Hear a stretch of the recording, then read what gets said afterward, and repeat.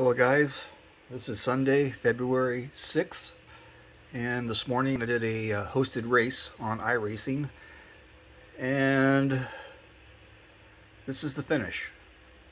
I held second position for 24 laps, and the plan was to pass on the final lap, and this is how it played out. I want to show this for how effective the side draft is, trying to make a pass. Some ideas that go into setting up the pass. I never once tried to pass this guy. I defended that position, and he probably thought we were going to finish 1 and 2, and that's what I wanted him to think. So, third position, I had 3 or 4 different challengers come up there because, you know, everybody in back was trying to fight to get that third position. So that would change several times, but I defended second position, and I'll show you how I did that. Some of this. When they get close to me, I see they're going to attack to try and pass, I will create a gap in front so that when they try to pass me, I can accelerate in the draft and try to close off what they're doing. If I sit on the bumper, the car in front of me, and they drag me down slow, then they have the head start on trying to get around me. There could be enough of a gap that they could squeeze in there and possibly cause a wreck. So I don't want to give them an opportunity to even think about there's a gap there.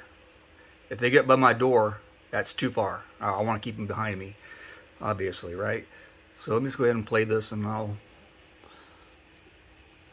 talk just a little bit. That the guy behind number 38 is tapping my bumper for about the last 10 laps. So I have the gap in front. So when he tries to go, I can accelerate and close that off. See how the gap gets smaller in front of me? Then he tries it again. But my car is stable. I have a little bit stiffer spring package than probably most. And this is why. Because I want to have stronger legs than my opponent and not lose traction. Compromised tire grip.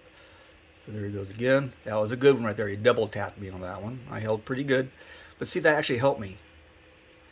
Because now the lead guy really thinks I was hurt and knocked out of position. But I'm going to use that to my advantage. Just set it up when I go below the yellow line. And then I created the big gap that I could slingshot past him. See how he came into me? I would never do that. If somebody goes to pass me, I'm going to go down to the yellow line and create a distance, a gap, so the side draft isn't as effective. All right, so I'm just going to rewind it real quick because that's pretty much it to the finish. This is the cockpit view. It might be 3 laps here or so, but I want to show you how the guy behind me was knocking me out of position a little bit, but I would roll with it to make it look like I was really struggling. So the guy in front of me doesn't think I have the ability to control the vehicle, especially when we're running low on fuel and the back of the car gets light. You'll see the guy in front of me snapping around a little bit, and I think my car was handling better than his. So that's another clue, is the guy in front of you showing signs of weakness? And that will give you an idea of where you want to make the pass. So from the cockpit,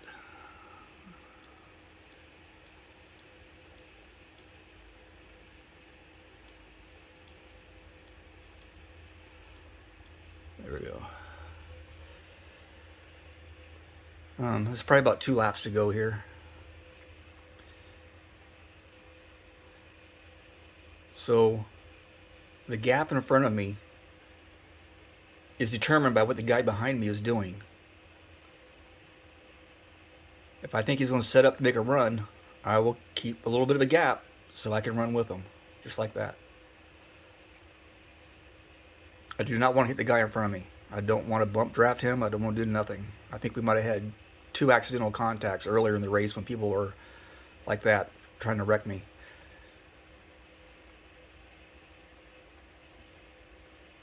And I went wide on purpose to try and create that gap there. Let them think I'm struggling.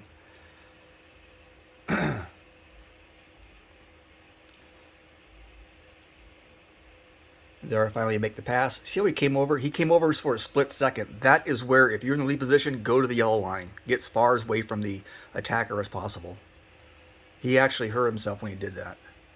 And that's the end of the race.